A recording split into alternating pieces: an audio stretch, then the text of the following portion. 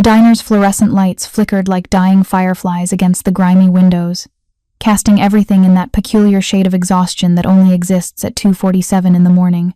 I'd been on my feet for 14 hours straight, and every muscle in my body screamed for mercy. The coffee-stained uniform clung to my skin, a second layer of defeat I'd worn so long it felt like part of me. Tuesday nights were supposed to be quiet. That's what Marie had promised when she'd hired me 6 months ago. "Tuesday's dead as a doornail," she'd said, handing me the apron that would become my armor against poverty. Perfect for someone who needs the hours but can't handle the weekend rush. What she hadn't mentioned was that Tuesday nights attracted a different kind of customer, the kind who had nowhere else to go. The desperate, the drunk, the dangerous. If you're enjoying this deep dive into the story, hit the subscribe button and let us know in the comments from where in the world ever you are watching from today. I was wiping down table 6 for the 3rd time that hour when the bell above the door chimed. 3 men walked in, and immediately, the temperature in the room seemed to drop. They weren't our usual Tuesday night crowd. These men wore suits that cost more than I made in 3 months, moved with the kind of deliberate precision that suggested violence lived just beneath their polished surface. The one in front caught my attention immediately. Dark hair, perfectly styled despite the late hour. Eyes the color of midnight that swept the diner once, cataloging every exit, every potential threat, before landing on the corner booth. He moved toward it without waiting to be seated, his companions following like shadows. My hands trembled slightly as I grabbed 3 menus from behind the counter. This was bad. Every instinct I'd developed over 23 years of surviving in New York's underbelly screamed at me to run, but I needed this job, needed every dollar, every tip, every extra shift I could grab. The rent was due in 4 days. The electricity company had already sent 2 notices. And somewhere across the city, my little brother slept in a group home because I couldn't afford to take care of him yet. Not yet, but soon. Always soon, never now. "Good evening," I managed, my voice steadier than my hands as I approached their table. "Can I start you gentlemen off with some coffee?" The man in the center looked up at me, and for a moment, I forgot how to breathe. Not because he was handsome, though he was, in that dangerous way that made smart women stupid, but because of the way he looked at me, like he was seeing through the grease-stained uniform, through the exhaustion, through the carefully constructed walls I'd built around myself. "Coffee," he said. His voice was low, cultured, with just a hint of an accent I couldn't place. Italian, maybe. "Black, and whatever you recommend from the kitchen. The pie's fresh," I said automatically. "Well, fresh as of this morning. Apple. The cook, Jimmy, he makes it himself. It's actually pretty good." A ghost of a smile touched his lips. "3 slices then, and keep the coffee coming." I nodded, turned to go, and that's when everything went wrong. The door burst open with such force it bounced off the wall. 4 men stumbled in, clearly drunk, clearly looking for trouble. I recognized the one in front immediately. Tommy Breslin. He came in every few weeks, always drunk, always mean, always grabbing at the waitresses like we were part of the menu. Well, Tommy slurred, his bloodshot eyes finding me immediately. "If it isn't my favorite piece of tail. Come here, sweetheart. Tommy's missed you." I stepped back instinctively, but he was already moving, faster than a drunk man should be able to. His hand caught my wrist, fingers digging in hard enough to bruise. "Please," I said quietly, trying not to make a scene. "Let go. I need to get back to work." "Work can wait." His breath reeked of whiskey and cigarettes. "You've been avoiding me, haven't you? Think you're too good for Tommy? Please don't," I whispered, and I hated how small my voice sounded. "I'm already hurt." The words slipped out before I could stop them. A reference to bruises hidden beneath my uniform. Souvenirs from last week when he'd cornered me in the parking lot. Tommy's grip tightened, and he yanked me closer. "Hurt? I'll show you hurt, you ungrateful little." The sound of a chair scraping against linoleum cut through his threat. Everyone in the diner turned to look at the corner booth, where the dark-haired man was now standing. He adjusted his cuffs with deliberate slowness, each movement precise and controlled. "I believe the lady asked you to let go," he said. His tone was conversational, almost pleasant, but something in it made the hair on the back of my neck stand up. Tommy laughed, an ugly sound. "This ain't your business, pretty boy. Why don't you and your boyfriends finish your coffee and get out before someone gets hurt?" The man smiled then, and it was terrifying. Not because it was cruel or cold, but because it was genuinely amused. Like Tommy had just told the world's funniest joke. Someone is definitely going to get hurt, he agreed, walking closer with that same deliberate pace. But it won't be us. I learned later that his name was Vincent Salvatore, though most people just called him Mr. Salvatore, or, if they were very brave or very stupid, Vinny. At 32, he controlled half of Manhattan's underground empire, a kingdom built on fear, respect, and the kind of violence that left men waking in cold sweats for the rest of their lives. But I didn't know any of that in the moment. All I knew was that this stranger, in an expensive suit, was standing between me and Tommy Breslin, and for the first time in months, I felt something other than fear. "Let her go," Vincent said again, and this time it wasn't a request. Tommy's face flushed, red. He released my wrist only to ball his hand into a fist. "You have no idea who you're messing with." "Actually," Vincent said, pulling out a cigarette and lighting it with movements so casual he might have been discussing the weather. "I know exactly who you are, Thomas Michael Breslin. Born March 15th, 1988. You live at 427 Belmont Avenue, apartment 3B. You work construction when you're sober enough to show up, which isn't often. You owe $12,000 to Big Eddie's sportsbook, and you've been ducking his collectors for 3 weeks." The color drained from Tommy's face so fast I thought he might faint. Vincent took a long drag from his cigarette, exhaled slowly. "You've been terrorizing this establishment and its employees for months. Marie, the owner, she's filed 3 police reports, but nothing happens because your cousin works at the precinct. Am I missing anything? How do you—" "I make it my business to know things." Vincent's eyes never left Tommy's face.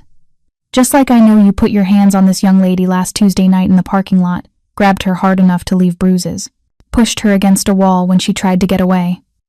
My breath caught. How could he possibly know about that? I hadn't told anyone. Too ashamed, too afraid of losing my job if I caused trouble. That was just fooling around," Tommy stammered. "No," Vincent said, and his voice had gone deadly quiet. "That was assault, and it stops now. What happened next occurred so fast I almost missed it." Tommy, drunk and stupid with pride, swung at Vincent. But Vincent moved like water, flowing around the punch, and suddenly Tommy was on his knees, his arm twisted behind his back at an angle that made my stomach turn. "Here's what's going to happen," Vincent said conversationally, as if he wasn't currently holding a man in what looked like an excruciating position. "You're going to apologize to this young lady. Then you're going to leave and never come back. Not to this diner, not to this neighborhood, not to anywhere she might be. If I find out you've so much as looked in her direction again, well," he twisted Tommy's arm slightly, eliciting a cry of pain. "Let's just say Big Eddie's collectors will be the least of your problems." "I'm sorry," Tommy gasped. I'm sorry." "Not to me," Vincent said patiently. "To her." Tommy looked up at me, tears streaming down his face. "I'm sorry. I won't bother you again." Vincent released him, and Tommy scrambled to his feet, his friends helping him toward the door.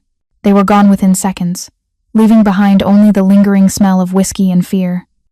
The diner was silent. Everyone stared at Vincent, who calmly walked back to his booth as if nothing had happened. He sat down, picked up his menu, and looked at me with those dark eyes. "I believe we ordered coffee and pie," he said mildly. My hands were shaking as I went to get your order. Marie appeared from the back office where she'd been hiding, her face pale. "Do you know who that is?" she whispered urgently. "No. That's Vincent Salvatore. The Vincent Salvatore." The name meant nothing to me then, but the way she said it, like it should mean everything, made my stomach twist. "Is that bad?" Marie looked at me like I'd asked if water was wet. He runs things. Half the city pays him protection money. The other half is too scared to refuse. He helped me," I said stupidly. "Yeah, well, men like him don't do anything for free. Be careful, Amy. Be very careful." But as I carried the tray of coffee and pie to their table, I couldn't help but notice the way Vincent's presence had changed the entire atmosphere of the diner.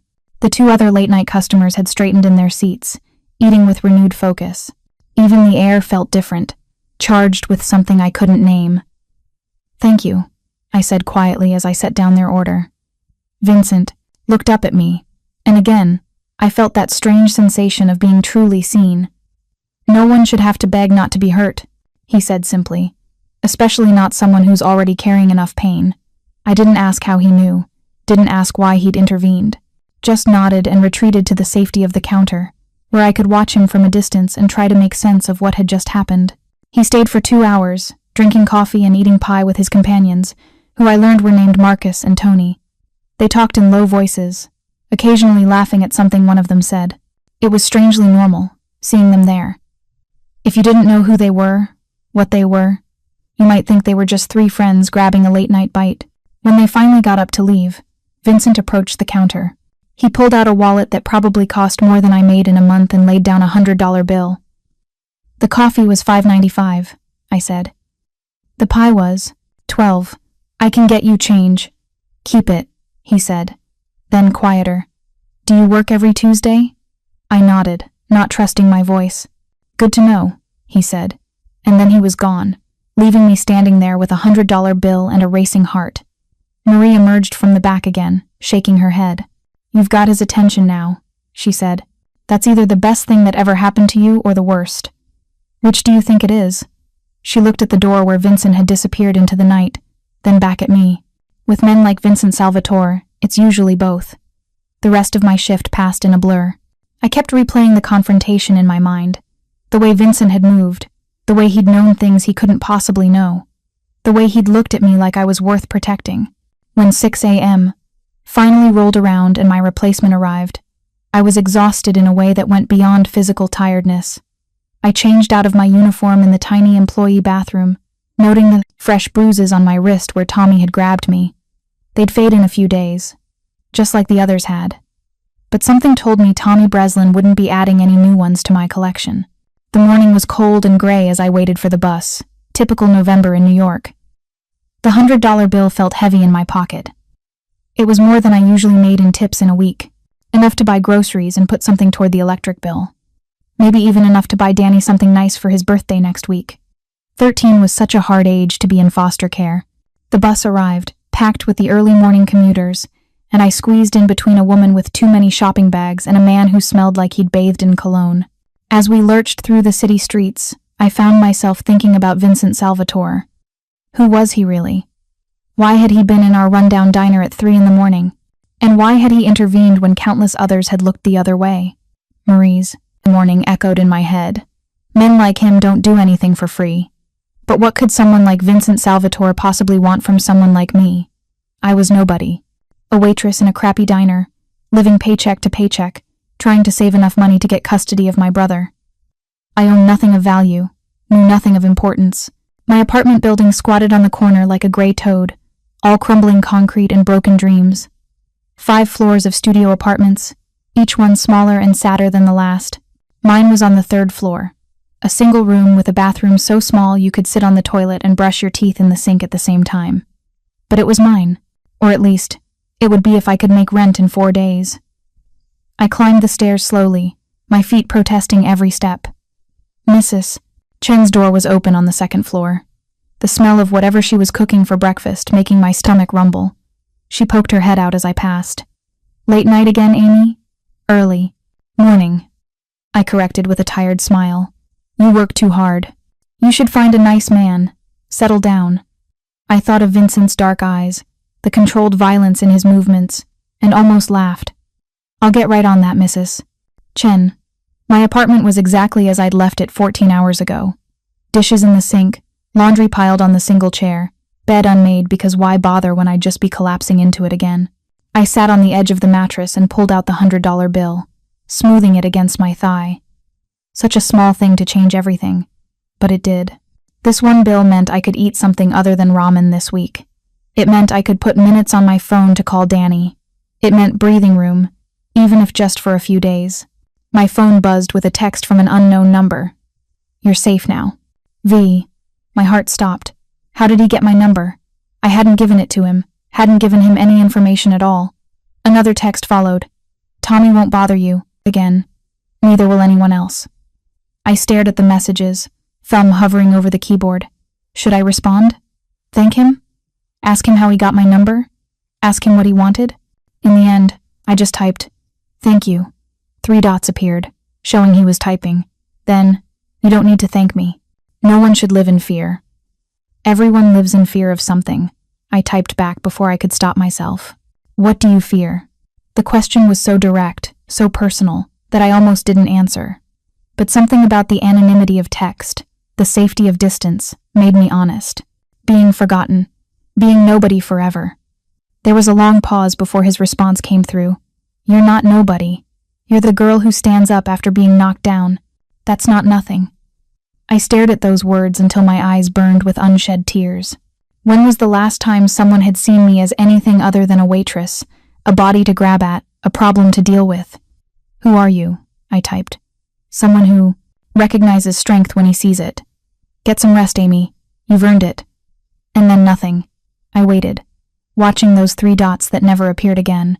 Finally, exhaustion won, and I fell back against my pillows fully clothed, clutching my phone like a lifeline. I dreamed of dark eyes and dangerous hands, of safety found in the most unlikely places. When I woke 6 hours later, there was an envelope under my door. No name, no address, just crisp white paper that looked out of place in my dingy hallway. Inside was $5,000 in $100 bills and a note in elegant handwriting. For your brother. Every kid deserves a good birthday. V. My hands shook as I counted the money 3 times. Sure, I was mistaken. $5,000. Enough for rent, utilities, Danny's birthday, and still have enough left over to start saving for a deposit on a bigger place, one where Danny could have his own room. I should have been terrified. Should have been suspicious. Men like Vincent Salvatore didn't give money without expecting something in return, but all I felt was a strange sense of possibility, like the world had suddenly gotten bigger. I thought about what Marie had said. With men like Vincent Salvatore, it's usually both. The best thing that ever happened to you or the worst. Looking at the money spread across my bed, thinking about Danny's face when I could finally tell him he was coming home, I decided I didn't care which it was. Some risks were worth taking, especially when you had nothing left to lose. My phone buzzed again. This time it was a number I recognized. The group home. Hello? Amy? It's Mrs. Patterson. I'm calling about Danny. My blood turned to ice. Is he okay? Is he hurt? No, nothing like that. But there's been an incident. Another boy, an older boy. He's been bullying Danny, taking his things, pushing him around. Danny finally fought back yesterday, and both boys are being disciplined, but I thought you should. No, Danny's asking for you. He wants to come home. I looked at the money on my bed, at the note from Vincent, at the bruises on my wrist that were already starting to fade. Tell him soon, I said. Tell him very soon. After I hung up, I sat in the silence of my apartment and made a decision. I picked up my phone and typed a message to the number Vincent had used. Can we meet? I need help, and I don't know who else to ask. The response was immediate. Rosario's restaurant, 8 tonight. Ask for the private room. I'd never heard of Rosario's, but a quick Google search showed me it was in Little Italy, the kind of place with no prices on the menu because, if you had to ask, you couldn't afford it. I don't have anything to wear to a place like that, I typed. Taken care of. Check your door in an hour. Sure enough, 60 minutes later, another knock came. This time it was a delivery woman holding a garment bag and a shoebox. Amy Chen? She asked. Yes, these are for you. Mr. Salvatore sends his regards. Inside was a dress that probably cost more than 3 months of my salary. Black, elegant, simple but clearly expensive. The shoes were equally perfect. Heels that somehow looked both dangerous and comfortable. There was even jewelry, understated but real. Diamonds that caught the light like tiny stars. I stood in front of my cracked mirror, holding the dress against myself. I looked like a child playing dress-up, like someone pretending to be something they weren't. But maybe that was the point. Maybe tonight, I could pretend to be the kind of woman who belonged in Vincent Salvatore's world, even if just for a few hours. The taxi driver's eyes widened when I gave him the address for Rosario's. You sure about that, miss? He asked, looking at me through the rearview mirror like I'd asked him to drive me to the moon. Yes, I said, trying to sound more confident than I felt. The dress Vincent had sent fit like it had been tailored specifically for me, which, knowing what I was learning about him, it probably had. The shoes were indeed both dangerous and comfortable, some feat of engineering that probably cost more than most people's cars. I'd pulled my hair up in a simple twist, the only fancy hairstyle I knew how to do myself, and the diamond earrings caught the streetlights as we drove through the city. Rosario stood on a corner in Little Italy, understated elegance that whispered rather than shouted its importance. No neon signs, No flashy windows, just a simple brass plaque beside a dark wood door. A valet appeared before the taxi had even fully stopped, opening my door with practiced efficiency. "Miss Chen?" he asked, and I wondered how everyone seemed to know who I was. "Mr. Salvatore is expecting you. Right this way." The interior was all warm lighting and rich fabrics, the kind of place where deals were made and empires built over courses of food I couldn't even pronounce. The host led me through the main dining room, past tables of people who looked like they owned things, buildings, companies, possibly small countries, to a door marked "Private." Vincent stood when I entered, and for a moment, I forgot how to breathe. He wore a charcoal suit that made his dark eyes seem even darker, and when he smiled, it was different from the cold thing I'd seen him give Tommy. This was warmer, almost genuine. "You came," he said, as if there had been any doubt. "You made it hard to refuse," I said, gesturing to the dress. "It suits you." He pulled out a chair for me, a gesture so old-fashioned it should have seemed ridiculous but somehow didn't. I took the liberty of ordering. "I hope you don't mind." "I probably wouldn't know what to order anyway," I admitted. "Honest," he said, sitting across from me. "I like that about you. You don't know anything about me. I know more than you think." He poured wine from a bottle that looked older than I was. "Amy Chen, 23 years old. Parents died in a car accident 4 years ago. You've been taking care of your brother Danny ever since, but lost custody when you couldn't make ends meet. You work 3 jobs trying to save enough to get him back. The diner, a cleaning service on weekends, and sometimes you pick up shifts at the grocery store on 5th. If you find this story engaging, please take a moment to subscribe and enable notifications. It helps us continue producing in-depth content like this." My hands tightened on my wine glass. "How, I told you, I make it my business to know things." He leaned back, studying me. "What I don't know is why you're so determined to do everything alone." "Because that's how life works," I said. "You take care of your own or you lose them." "Not always," he said. "Sometimes accepting help is the strongest thing you can do." The food arrived then, course after course of things I'd only seen on cooking shows. Vincent watched me try each dish, seeming to take pleasure in my reactions. "So," he said, as I tried something involving truffle that probably cost more than my rent, "you said you needed help." I set down my fork, suddenly nervous. "It's about Danny, the group home. He's being bullied. He's smaller than the other kids, quieter, an easy target. He fought back, and now he's in trouble. And I need to get him out of there." "Done," Vincent said simply. I blinked. "What?" "Done. I'll have my lawyers handle it tomorrow. We'll expedite the custody review, and he'll be with you by the end of the week." That's not possible. There are procedures, waiting periods, home inspections, all of which can be expedited with the right incentive. He took a sip of wine. "Your apartment won't pass inspection, though. Too small for 2 people according to state regulations." My heart sank. Of course, even with Vincent's money, even with his help, there were still obstacles. "Which is why," he continued, "I've arranged for a 2-bedroom apartment in a building I own on the Upper East Side. Good school district, dorm building, very safe." I stared at him. "I can't accept that." "Why not?" "Because apartments like that come with expectations. I'm not naive, Mr. Salvatore. Men like you don't give things away for free." He leaned forward, and suddenly the air between us felt charged. "What do you think I want from you, Amy?" "I don't know," I admitted. "That's what scares me." "I want you to be safe," he said. "I want your brother to be safe. I want you to stop looking over your shoulder every time you walk to the bus stop. I want you to have the chance to be more than just surviving." "But why? Why do you care?" He was quiet for a long moment. Then, "My sister was like you once. Young, alone, trying to take care of family. She worked in a factory, 16-hour days, coming home with chemical burns on her hands. I was too young to help then, too weak to protect her. She died when she was 25, worked to death trying to keep us afloat." The pain in his voice was so raw, so unexpected, that I reached across the table without thinking, covering his hand with mine. "I'm sorry," I said. He turned his hand over, interlacing our fingers. "I couldn't save her, but I swore I'd never watch someone else struggle like that if I had the power to help." "So I'm what? Your redemption?" "No," he said, squeezing my hand. "You're your own person, fighting your own battles. I'm just evening the odds a little."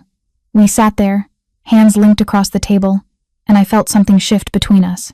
This wasn't just a powerful man playing with someone beneath his station. This was something else, something more dangerous than any violence. "There's something else," I said, pulling my hand back. "If I accept your help, what happens when you get bored? When you find some other project to fix? Danny and I can't go back to where we were after getting a taste of something better." "I don't abandon people under my protection," Vincent said. "Ever." "Your protection," I repeated. "Is that what this is?" "Among other things." "What other things?" He smiled, that dangerous smile that made my pulse race. "Depends on what you want it to be."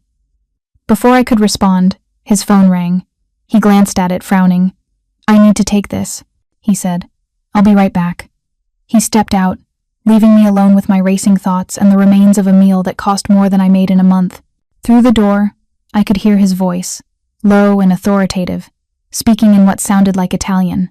When he returned, his expression had hardened into something I recognized from the diner, that controlled violence lurking just beneath the surface.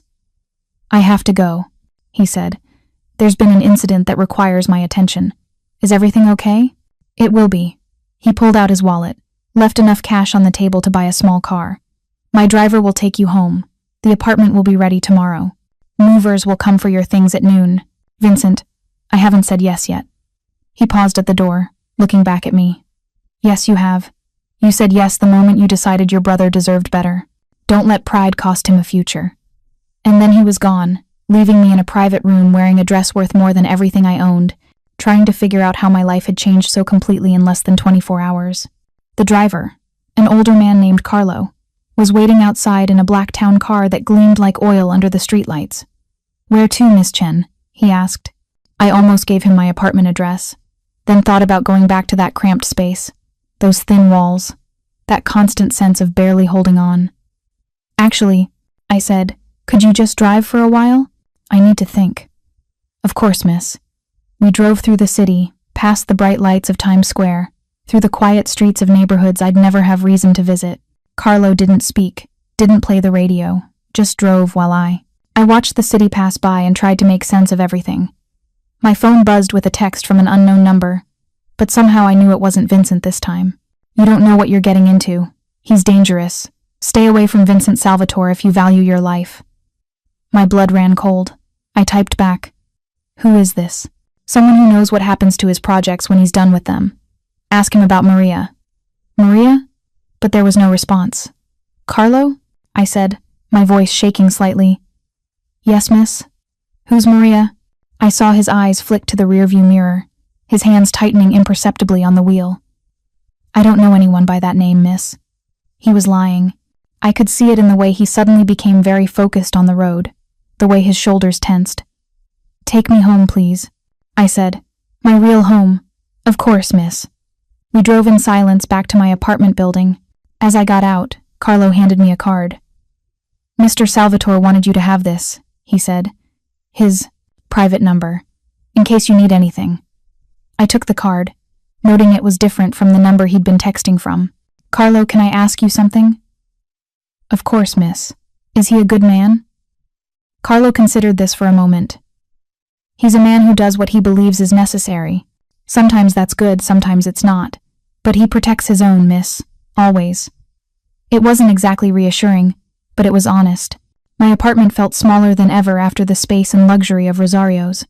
I kicked off the expensive heels, hung the dress carefully in my closet, and sat on my bed in my underwear, staring at my phone. Who was Maria? What had happened to Vincent's other projects? And did I care enough to walk away from the chance to get Danny back? My phone rang. Danny's name appeared on the screen. He must be using the group home's phone. "Amy?" His voice was small, scared. "Hey, buddy.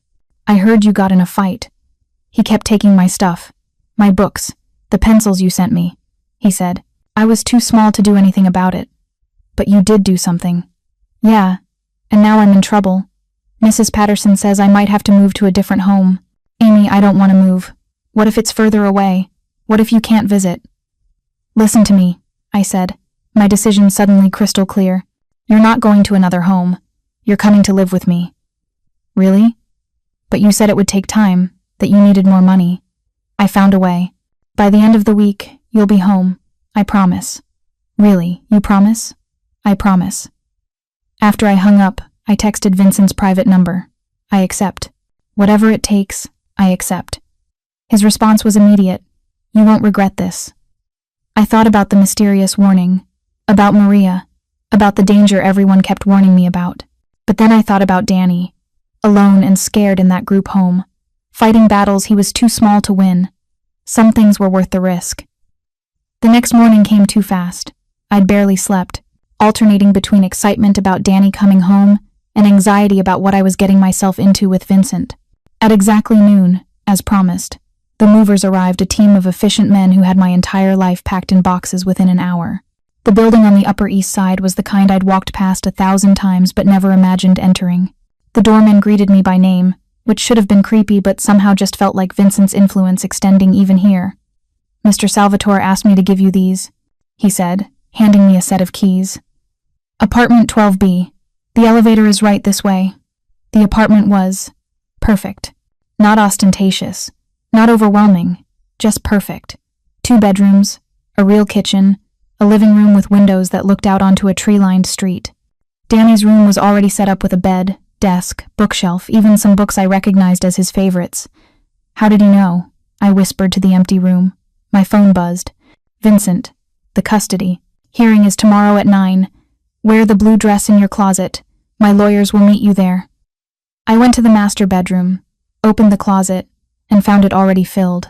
Not just with my clothes from the old apartment, but new things. Dresses, suits, casual wear, all in my size. All clearly expensive but not flashy. The blue dress he'd mentioned hung in front, court-appropriate but elegant. There was a knock at the door. I opened it to find a woman in her 50s, professionally dressed, with kind eyes. Miss Chen? I'm Patricia Winters from Child Services. I'm here for the home inspection. Already? But I just moved in. Mr. Salvatore's lawyer filed an emergency petition.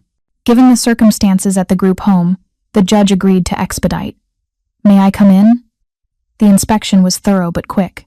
Patricia checked everything, the locks on the windows, the food in the refrigerator fully stocked, somehow, the smoke detectors, Danny's room. This is a significant improvement. From your previous residence, she said, making notes on her tablet. It's a friend's building, I said, not sure how else to explain it. A good friend, apparently. She looked around the apartment once more.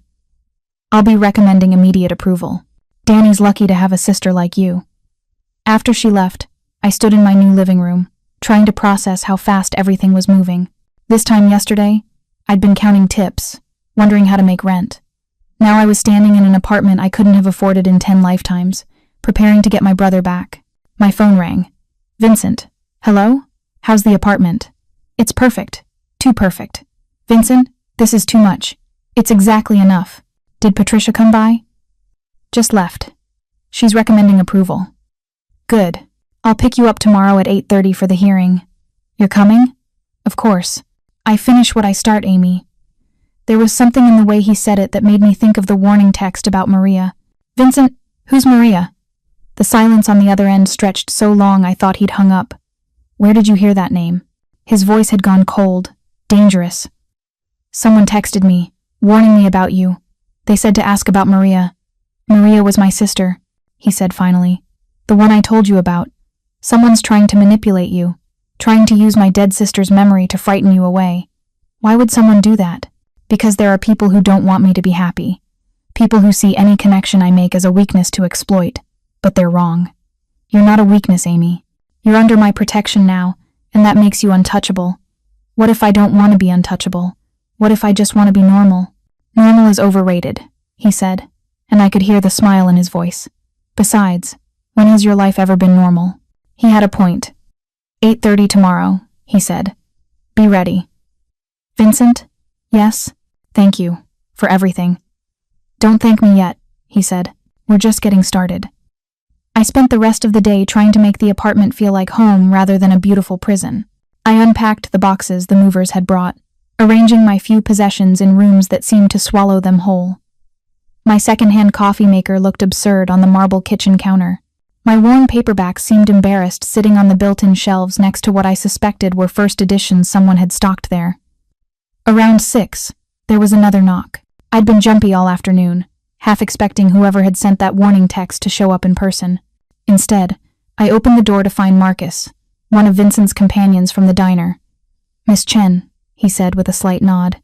He was huge up close, at least 6'4", with hands that looked like they could crush concrete, but his eyes were oddly gentle. "Mr. Salvatore asked me to do a security check. Make sure everything's in order." "Security check?" "Standard procedure when someone enters his circle." He gestured to the hallway. "Well, may I?" I stepped aside, watching as he moved through the apartment with practiced efficiency. He checked the windows, the locks, even looked under furniture and behind pictures on the walls. "What are you looking for?" "Anything that shouldn't be here." He pulled something from behind a lamp, a tiny black disc about the size of a button. "Like this." My blood ran cold. "What is that?" "Listening device. Probably been here since before you moved in." He dropped it on the floor and crushed it under his heel. "Don't worry, Miss Chen. We'll sweep the whole building tonight. Whoever planted this won't get another chance." "Who would?" "People who want information about Mr. Salvatore. People who think getting to you means getting to him." Marcus pulled out his phone, typed something quickly. "You should know, there will be someone watching this building at all times now, for your protection." "You mean I'm being watched?" He met my eyes steadily. "You're being protected. There's a difference." After he left, I stood in my beautiful new apartment and felt the walls closing in. This was what I'd signed up for, wasn't it? Protection came with surveillance. Safety came with loss of privacy. Vincent's help came with strings, even if he hadn't explicitly stated them. My phone buzzed with a text from a number I didn't recognize. Different from the Maria warning, though. "Having second thoughts yet?" I typed back. "Who are you?" "Someone who got out, while you still can." "Out of what?" "Vincent Salvatore's world. He collects broken things, fixes them up, makes them dependent on him. Then he owns them." "Is that what you want? To be owned?" My hands were shaking as I typed.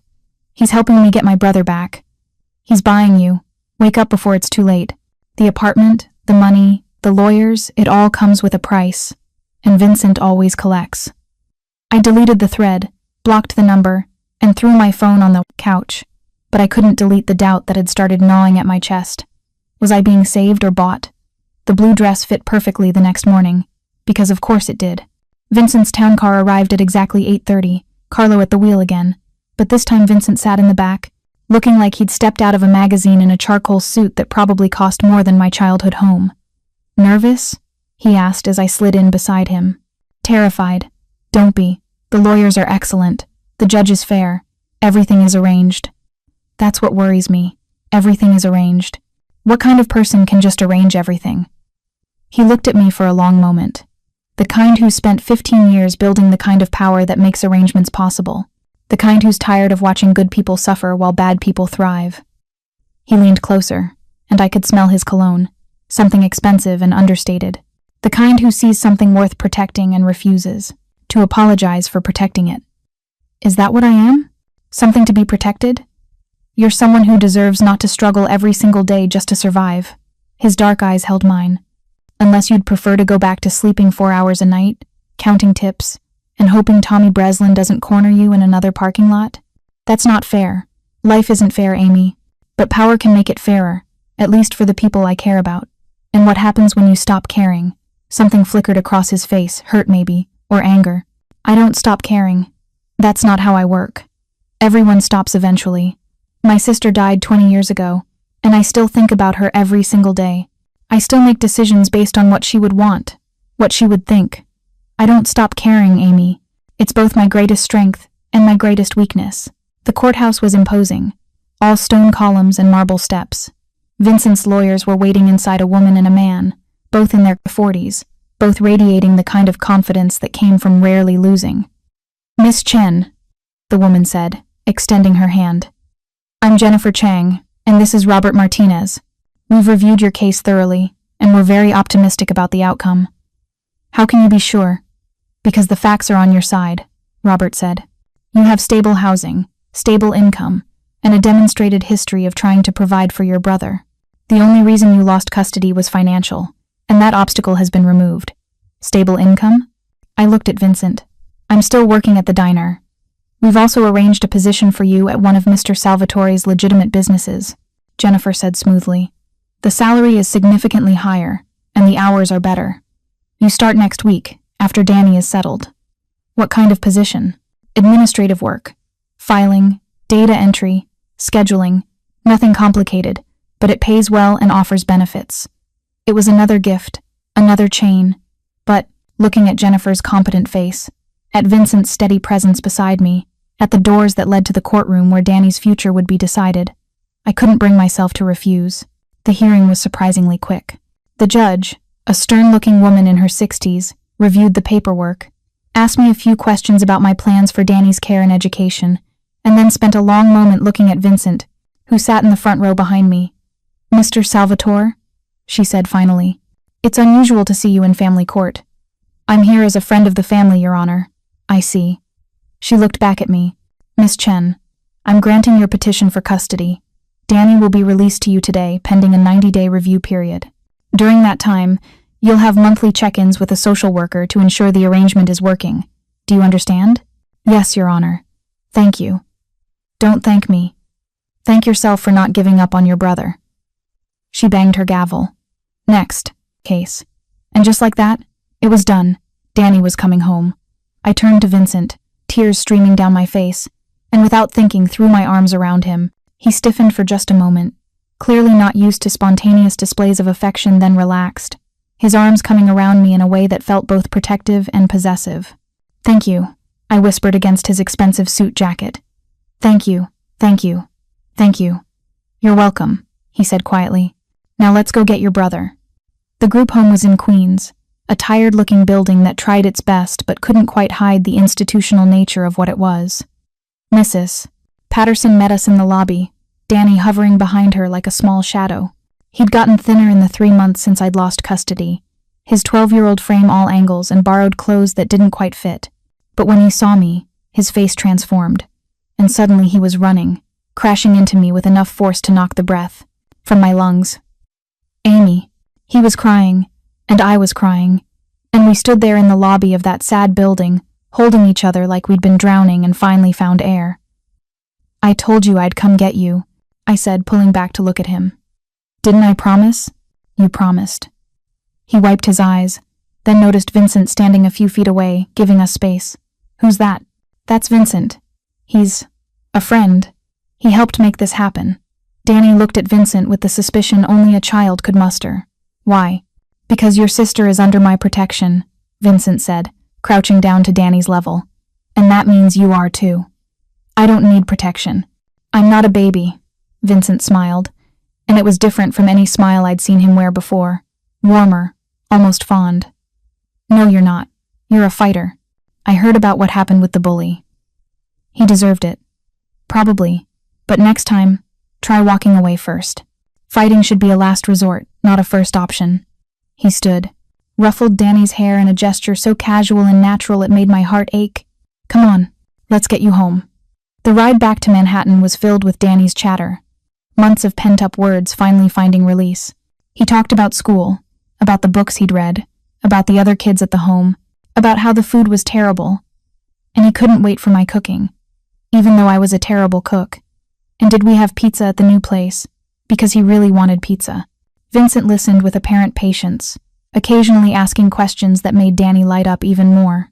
It was strange, seeing this softer side of the man who'd twisted Tommy's arm without breaking a sweat. When we reached the apartment building, Danny's eyes went wide. This is where we're living? 12th floor, I said. Come on, I'll show you your room. Danny raced ahead, leaving me alone in the elevator with Vincent. He's a good kid, Vincent said. He's everything to me. I know. He straightened his already perfect tie, a nervous gesture I hadn't expected from him. There's something I need to tell you. My stomach tightened. What? There's going to be a situation in the next few days. Some people who aren't happy about my involvement in your life. They may try to approach you, to threaten you, to use you to get to me. The warning texts, among other things.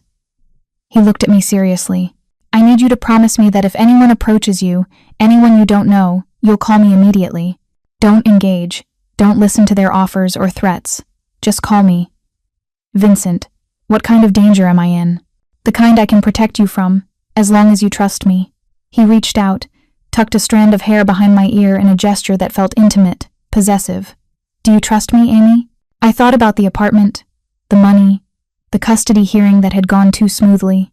I thought about the listening device Marcus had found, about the warning texts, about how little I actually knew about Vincent Salvatore beyond the fact that he was powerful and dangerous and had, for reasons I didn't fully understand, decided I was worth protecting.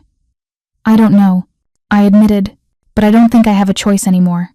There's always a choice.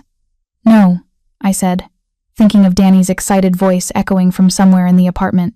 Not really. Not when refusing means losing everything I've fought for. He smiled, but it was sad around the edges. That's where you're wrong. You could walk away right now. I'd let you keep the apartment, keep the custody arrangement, keep everything.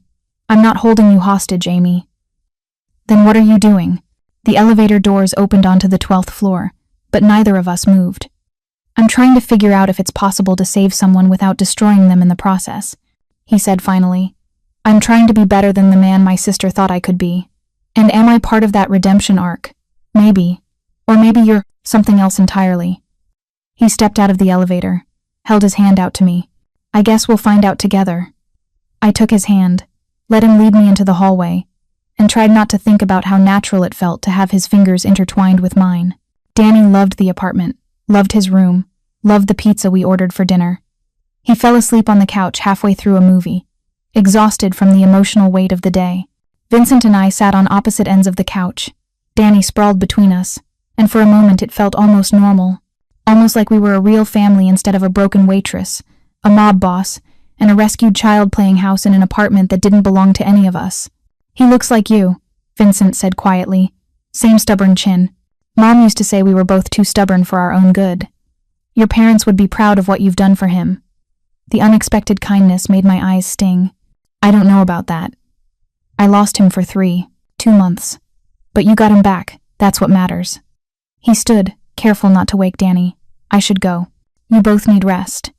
I walked him to the door, suddenly not wanting him to leave, which was ridiculous because I barely knew him and what I did know should probably terrify me. Vincent?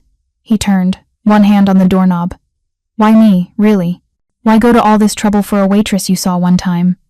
He was quiet for a long moment, studying me with those dark eyes that seemed to see everything I tried to hide. Because when I looked at you that night at the diner, I saw someone who was drowning but refused to stop swimming. I saw strength wrapped in exhaustion, determination masquerading as desperation. I saw. He stopped, shook his head. I saw someone worth saving, and I'm selfish enough to want you to remember that I was the one who helped. That's honest, at least. I'm always honest with you, Amy, even when the truth is ugly. He opened the door, stepped into the hallway. Get some sleep. Tomorrow we start making your life normal again. I don't think my life is ever going to be normal. Good, he said, smiling that dangerous smile. Normal is boring anyway. After he left, I carried Danny to his bed, tucked him in, and stood in the doorway of his room for a long time, watching him sleep peacefully for the first time in months. My phone buzzed with another text from Vincent's private number. Lock the door. Set the alarm. Code is Danny's birthday. The guards are in position. You're safe. I did as instructed, then stood at the living room window looking out at the city lights, trying to figure out if I'd just made the best decision of my life or the worst. Somewhere out there, Vincent Salvatore was moving through his dangerous world, making deals and breaking rules and building his empire on fear and respect. And somehow, inexplicably, I'd become part of that world. The question was whether I'd survive it intact, or whether Vincent's protection would end up being just another beautiful prison with windows I couldn't actually open. I touched the glass, felt the cold seep through, and tried not to think about how quickly I was getting used to feeling safe. That, more than anything else, was what scared me. Because once you got used to being protected, what happened when the protector left? Or worse, when the protector became the threat? I went to bed with those questions haunting me, and dreamed of dark eyes and dangerous promises and the high cost of salvation. End of Part 3. Retry Part 4. The first week with Danny home passed in a blur of establishing routines and pretending everything was normal. School registration, doctor's appointments, filling his closet with clothes that actually fit, all funded by Vincent's seemingly bottomless generosity. I tried not to think about the running tab I was accumulating, tried not to calculate what all of this would eventually cost me. Danny adapted quickly. The resilience of childhood, letting him bounce back faster than I could have hoped. He loved his new school, made friends with a kid named Marcus. I tried not to think about the coincidence of the name, and slowly started to look less like a scared refugee and more like a regular 12-year-old boy. Vincent came by every few days, always with some excuse, checking on the apartment, dropping off groceries, bringing Danny books he thought he'd like. He was careful around my brother, never overstepping, never trying to play a role he hadn't been assigned, but I caught the way he watched us, something hungry and lonely in his expression when he thought I wasn't looking. On Thursday night, Danny was at his new friend's apartment for a sleepover, his first in years, and I found myself alone in the apartment for the first time since the custody hearing. The silence was oppressive after a week of Danny's constant chatter. I was making tea when there was a knock at the door. Not the intercom from downstairs, which I meant whoever it was had gotten past the doorman. My heart hammered as I checked the peephole. A woman stood in the hallway, early 30s, beautiful in a cold way, wearing a designer suit and an expression that could cut glass. I didn't recognize her, which meant I shouldn't open the door. But curiosity, or maybe stupidity, won out. "Can I help you?" I asked, keeping the chain lock engaged. Amy Chen. Her voice was cultured, educated, with just a hint of Brooklyn underneath the polish. "My name is Sophia Romano. I'd like to talk to you about Vincent Salvatore." Every instinct screamed at me to close the door, to call Vincent like he'd asked. But something in her face, a kind of desperate urgency, made me hesitate. "I don't know what you're talking about." "Yes, you do. Please, 5 minutes. I just need to warn you before it's too late." "Before what's too late?" She glanced down the hallway, nervous. "Before you make the same mistakes I did. Before you fall for the fairy tale and forget about the monster underneath." Against my better judgment, I unlatched the chain and opened the door. Sophia slipped inside quickly, her eyes scanning the apartment like she was cataloging everything. "Nice place," she said. "He has good taste. The apartment he got me was in the West Village. Renovated brownstone, 3 floors. More space than I knew what to do with." My stomach dropped. "You're Maria?" "No." Her expression twisted with something like pain. "I'm what came after Maria. I'm the girl he tried to save to make up for losing his sister. I'm the cautionary tale you should listen to before you become the next one." Vincent said Maria was his sister. She was, and she died because of him, though he'll never admit it. Sophia moved to the window, looked out at the city. Maria worked herself to death, trying to support Vincent and their mother after their father abandoned them. Vincent was 13, useless, just a kid watching his big sister destroy herself. I couldn't protect her then, so now he protects everyone, whether they want it or not. "I did want it," I said. "I needed help getting my brother back. And he provided. Of course he did. That's how it starts. The rescue, the salvation, the feeling of finally being safe after drowning for so long." She turned to face me, and I saw tears in her eyes. "But Vincent doesn't save people, Amy. He collects them. He puts them in beautiful cages and calls it protection. He told me I could leave any time." "Did he?" She laughed bitterly. "And did he also tell you about the strings attached? About how everyone in his world becomes a target? About how the people who care about him have a tendency to disappear or die or wish they had? Why should I believe you? Because I was you 3 years ago. A struggling artist. About to lose my studio. Drowning in debt. Vincent saw me at a gallery opening, decided I needed saving, and within a month I had a new studio, a stipend, all the time, and the materials I needed to create." She pulled out her phone, showed me pictures of paintings, dark, beautiful, haunting. "I thought I'd found my patron saint. Turns out I'd found my warden. What happened? I fell in love with him." "Of course I did. He was attentive, protective, generous. He made me feel like I mattered, like my art mattered. And then one day I mentioned wanting to show my work in Paris. A gallery there had expressed interest, wanted me for a 3-month residency. Her hands were shaking now. Vincent said no. Not that's not a good idea. Not let's think about it. Just no. Because Paris wasn't safe. Because he couldn't protect me there. Because I belonged under his watchful eye. "So you left anyway?" "I tried. I packed a bag, bought a ticket, made it all the way to JFK.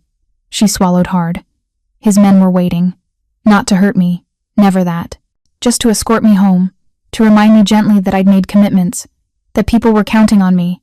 That leaving would be unwise. I felt cold despite the apartment's perfect temperature. That's not protection. That's imprisonment. Now you're getting it. Sophia moved closer, her intensity almost frightening. He means well. I genuinely believe that. But Vincent Salvatore's protection is suffocating. Once you're his, you stop belonging to yourself. Every decision goes through him. Every friendship is vetted. Every opportunity is weighed against his need to keep you safe and close. Why are you telling me this? Why risk coming here? Because I got out. Finally. It took a year of careful planning, of pretending to be content, of slowly arranging my escape. I live in Chicago now, under a different name, showing my work anonymously. I'm always looking over my shoulder, always afraid he'll decide I'm his again. She gripped my arm. But I'm free, Amy. And you can be too, before you're in too deep. I have my brother to think about. The custody arrangement. We'll hold without Vincent. His lawyers already did the work. The judge approved you, not him. He made you dependent on him, but you're not. You have the apartment until the lease is up 6 months from now, and by then you'll have saved enough from your actual job at the diner to find something else. He arranged a better job for me. At one of his businesses, where he controls your income, your schedule, your entire professional life. She pulled a card from her purse, pressed it into my hand. This is a real lawyer, one who isn't on Vincent's payroll. If you want to actually be free, call her. She'll help you untangle yourself legally. Before I could respond, my phone rang. Vincent. Sophia's eyes widened. Don't tell him I was here, please. He can't know I came back to the city. He'll find out. There are cameras everywhere. Security. I know how to move through this city unseen. It's a skill you learn when you're running from Vincent Salvatore. She headed for the door, then paused. He's not a monster, Amy. That's what makes it so hard. He genuinely cares, genuinely wants to help, but his love is a cage, and eventually, you'll want out. The question is whether he'll let you go. She slipped out into the hallway, disappearing toward the stairwell instead of the elevator. I stood frozen, her card in my hand, Vincent's call still buzzing insistently on my phone. I answered. Amy. Just my name, but I could hear the tension in his voice. Are you alone? Yes. Danny's at a sleepover. I know. I'm coming over. Don't open the door for anyone until I get there. Vincent, what's wrong? Just stay inside. Lock the door. I'll be there in 10 minutes. He hung up before I could ask more questions. I looked at the card Sophia had given me, Julia Martinez, attorney at law, and tucked it into my pocket, then went to the window. Below, I could see 2 men in dark suits taking positions at either end of the block. Vincent's security, I assumed. But were they protecting me or imprisoning me? The 10 minutes felt like hours. When Vincent finally knocked, I checked the peephole 3 times before opening the door. He swept in, Marcus behind him, both of them radiating controlled tension. Did anyone come to the door? Vincent asked immediately. Why would someone come to the door? Amy. He took my shoulders, his eyes searching mine. Did anyone come here? I thought about Sophia's desperate face, her plea not to tell him. I thought about the lawyer's card burning a hole in my pocket. I thought about how easily lies came when you were trying to protect yourself. No, I said. No one came. What's going on? He relaxed slightly, released my shoulders. Sophia Romano was spotted in Manhattan this afternoon. We lost her near Times Square. Who's Sophia Romano? Someone I tried to help once. It didn't end well. He moved to the window, looked out at the street below. She blames me for her problems, has made threats in the past. I need to make sure she doesn't try to get to me through you. Why would she do that? Vincent turned back to me, and for the first time I saw something like shame in his expression. Because I wouldn't let her leave when she wanted to. Because I thought I knew better, that I was keeping her safe. Because I confused control with care. The honesty startled me. What happened to her? She escaped. Disappeared for 2 years. Last I heard, she was in Chicago, doing well. He ran a hand through his hair, disturbing its perfect styling. I hope she stays there. For both our sakes. You let her go? Eventually. After I realized I was becoming exactly what she accused me of being. He came closer, and I could smell his cologne, see the exhaustion in his eyes. I don't want to make the same mistakes with you, Amy. I don't want my protection to become your prison. Then don't make it one. It's harder than you think. When you care about someone, when you've seen how cruel the world can be. He touched my face, gentle despite his capable hands. I look at you and Danny, and all I can think about is every way the world could hurt you. Every threat, every danger, every possible harm. And I want to shield you from all of it. Even when the shield becomes a cage? Even then. Which is why I need you to tell me if I'm going too far. If I'm smothering you. If you want out. His thumb traced my cheekbone. Because I'd rather let you go than watch you grow to hate me. The card in my pocket felt like it weighed 1,000 pounds. This was my moment to tell him about Sophia. To ask the hard questions. To maybe, possibly, consider using that lawyer's number. Instead, I found myself leaning into his touch, exhausted from a week of playing house, tired of being strong, ready to let someone else carry the weight for just a moment. I don't hate you, I whispered. Not yet, he said, and it sounded like both a promise and a warning. We stood there in the too-perfect apartment, surrounded by his name, gifts and his protection and his good intentions, and I wondered if Sophia was right. Was I already in the cage? Was the door already locked? And most terrifying of all, did part of me want it to be? Stay, I heard myself say. Just for tonight. I don't want to be alone. Something flickered in his eyes, surprise, pleasure, desire, caution, all mixed together. Amy. Nothing has to happen. I gestured helplessly at the empty apartment. It's been years since I wasn't worried about survival. I don't know how to just be.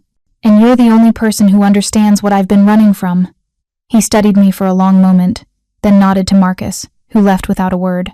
Then Vincent shrugged off his suit jacket, loosened his tie, and settled onto the couch like he belonged there. What do you want to do? He asked. Something normal. Something people do when they're not drowning. I'm not sure I remember what that is. Me neither. We'll figure it out together. We ended up watching bad reality TV, eating ice cream straight from the container, and arguing about whether the villain in the dating show was misunderstood or just terrible. It was absurd, seeing Vincent Salvatore, who controlled half of Manhattan's underground, getting genuinely invested in whether Ashley would choose Brandon or Chad. She should choose neither, he declared, pointing his spoon at the screen. They're both idiots. That's not how these shows work. Well, it should be. She deserves better. I laughed, the sound surprising me. When was the last time I'd actually laughed? You're taking this very seriously. I take everything seriously. It's a character flaw. But he was smiling, and it transformed his face into something younger, less dangerous. My phone buzzed with a text from Danny's friend's mom. Just checking, Danny's great, but he's mentioned he hasn't had a full physical in a while. We should set one up if you haven't already. The reminder of real life, of all the things I still needed to do, brought me crashing back to earth. I need to make a doctor's appointment for Danny and get him signed up for after-school activities and figure out his summer schedule. And, Amy. Vincent took the phone from my hands, set it aside. One thing at a time. You don't have to solve everything tonight. I just keep waiting for something to go wrong, for this to all fall apart. What if it doesn't? What if you actually get to be happy? I looked at him, this complicated, dangerous man who'd inserted himself into my life with all the subtlety of an earthquake. I don't trust happiness. It always comes with a price. Everything comes with a price. The question is whether you think it's worth paying. What's your price, Vincent? For all of this? He was quiet for a long time, his dark eyes holding mine. I don't know yet. Maybe just knowing you're safe. Maybe that's enough. And if it's not, then I'll tell you. And you can decide if you want to pay it. It should have been ominous, that answer. Should have sent me running for Sophia's lawyer. Instead, I found myself moving closer, drawn by the warmth of another person, the promise of not being alone. This is probably a bad idea, I said. Probably, he agreed, but neither of us moved away. We fell asleep there on the couch, Vincent's arm around my shoulders, my head against his chest, listening to his heartbeat and trying not to think about cages or warnings or the price I might already be paying. In the morning, he was gone. A note on the coffee table in that elegant handwriting. Had to handle some business. Breakfast is in the fridge. You're still safe. V. And underneath, almost as an afterthought, thank you for last night. I'd forgotten what normal felt like, too. I held the note for a long time, then pulled out Sophia's card, stared at the lawyer's number. One phone call. That's all it would take to start untangling myself from Vincent's web of protection and control and complicated feelings. But then Danny came home from his sleepover, talking a mile a minute about video games and movies and his new friend, his face bright with happiness I hadn't seen in years. And I thought about how we'd gotten here, how Vincent had saved us both, in his complicated, controlling, possibly dangerous way. I put the card in my wallet, told myself I'd call later, told myself I just needed more time to think, told myself I wasn't already caught, even as the cage door swung quietly shut behind me.